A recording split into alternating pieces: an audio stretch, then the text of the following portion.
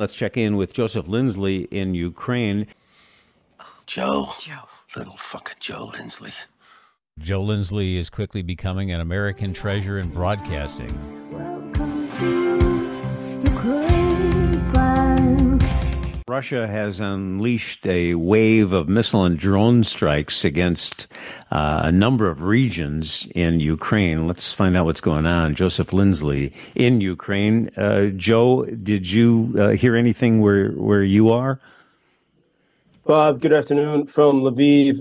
No, Lviv was actually calm, although, as happens during these times of massive Russian missile attacks, the rockets are flying throughout the country, and they're constantly changing course. So here in Lviv, we had indication that missiles were incoming toward the city. Everyone was prepared.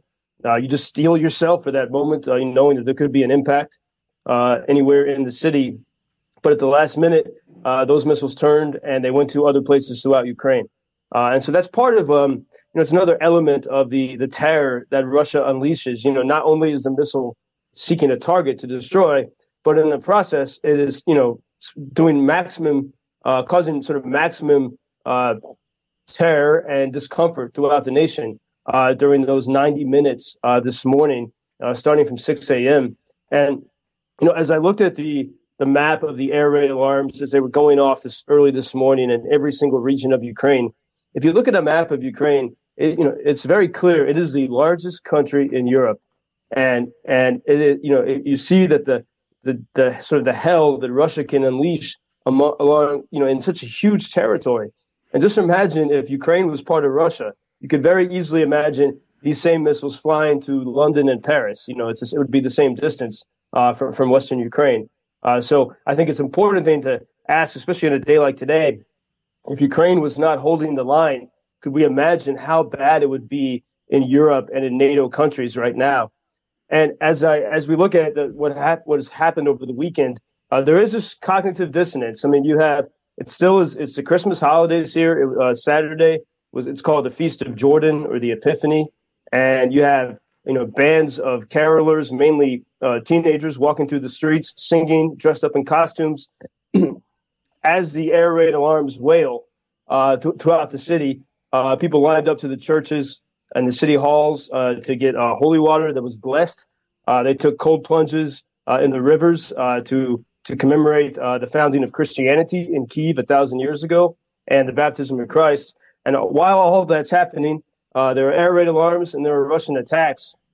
On January 6th, there was a terrible attack in the Pokrovsk district of Donbass, where it seems right now 11 people were killed, including 5 or 6 children, with a bombardment of Russian missiles.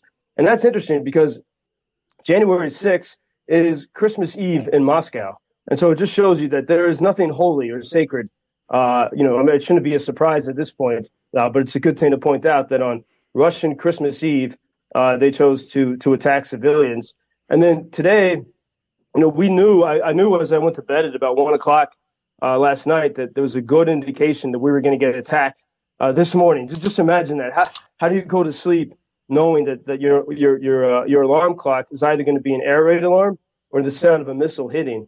And on top of that, it's very cold. Today, the high is 15 degrees Fahrenheit.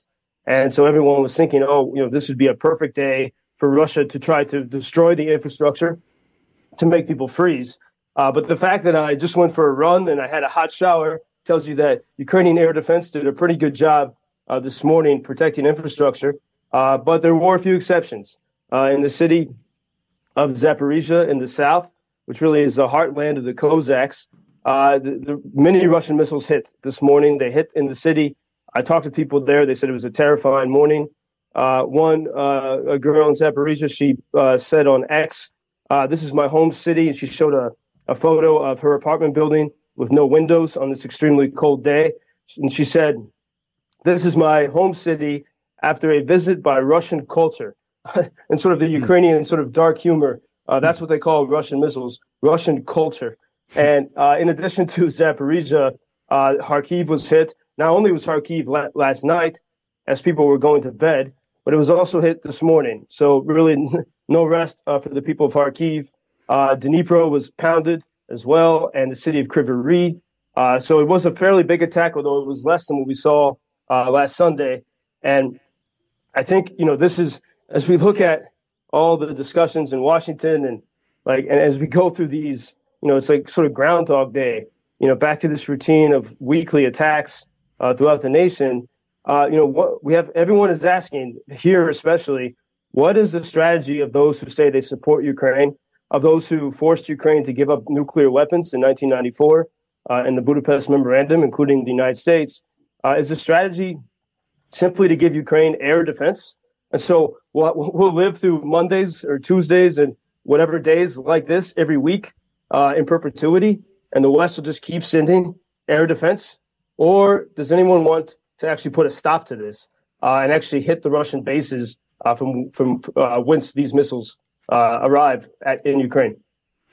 As much as I hate the sound of my alarm clock, I'll take it over yours any day, Joseph. Yeah. You mentioned Christmas Eve, and that reminds me, I didn't have a chance to talk with you over the holiday break, and you had a post, I think it was right before Christmas. Let me share this with the listeners now, because I thought it was really, really great. Joseph wrote, Ukrainians keep Christmas well. In fact, for Ukrainians, Christmas season begins December 25th. They still will celebrate for weeks to come, a holiday devoid of the commercialism of the West. Groups of young and old carolers roam the streets. In a cafe today, an older woman stood to sing a carol, and the whole place grew quiet. And this is what I love you wrote at the end of this post. The world is Scrooge, and Ukraine is the Cratchit family. Pretty good. Yeah, I forgot that I wrote that. That is actually, and that's how we feel once again today. This is the Cratchit family. They were suffering a lot, but they kept their cheer and joy and didn't want to become victims. And I think, so much of those stories, all the great stories of good versus evil, whether it's Dickens or Shakespeare or Tolkien, sometimes people sort of make fun of the Ukrainians for referring to these stories in this existential fight. But it's exactly those stories that remind people of the existence of evil and how good can prevail.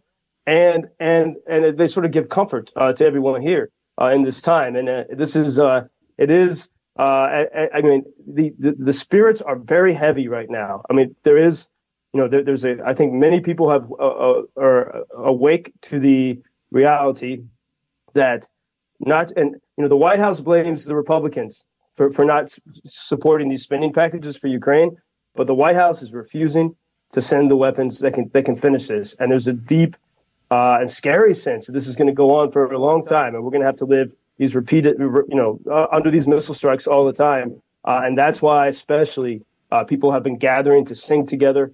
And you really, as you walk these snowy streets, even though it's 15 degrees, people are still out and about. I'm sure this evening there will be more people caroling through the streets. And so this is the Christmas carol of 2024. The people of Ukraine have our admiration, as do you, Joseph. Thank you, and we'll talk tomorrow. Until tomorrow. Thank you, Bob. Thank you for introducing Ukraine on your social media pages. That's very important that much more people can get more information about the situation here and how everybody can help Ukraine to stay stronger and to save all the world. Что он сказал? Well, which side are you on? На чьей ты стороне? Come on now. Oh, which side are you on? На чьей ты стороне? Ебать.